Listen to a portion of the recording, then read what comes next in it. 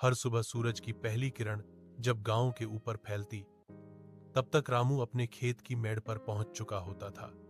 सिर पर पुरानी टोपी, कंधे पर फावड़ा और चेहरे पर पसीने के साथ चमकती मुस्कान, यही उसकी पहचान थी। वह एक साधारण किसान था, लेकिन उसके सपने बहुत बड़े थे। उसका मानना था कि जिसके हाथ मिट्टी से सने हों, उसके घर में कभी भूख नहीं रह सकती। रामू का खेत गांव के किनारे था। वहां उसने गेहूं, चना और सब्जियां बो रखी थी।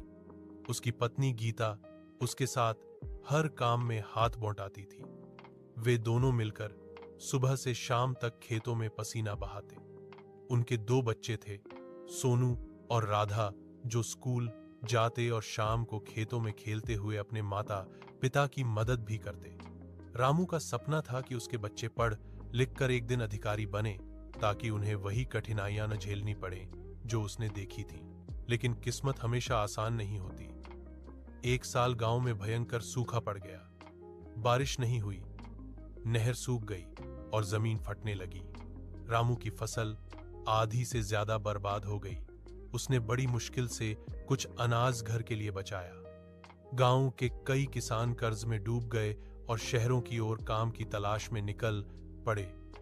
लेकिन रामू ने ठान लिया कि वह अपने खेत को नहीं छोड़ेगा। रातों को वह खेत में बैठकर मिट्टी को देखता और सोचता, तू मेरी मां जैसी है, अगर मैं मेहनत करूंगा तो तू मुझे जरूर फल देगी। अगले दिन उसने तालाब से पानी खींचकर खेत में डालना शुरू किया। धीरे धीरे उसने खेत में नए बीज बोए और अपने पुराने बैल मोती और कालू की मदद से हल चलाया।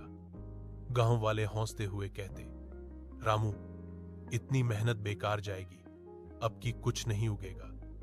लेकिन रामू बस मुस्कुराता और कहता, भगवान भी उसी की मदद करता है जो खुद की मदद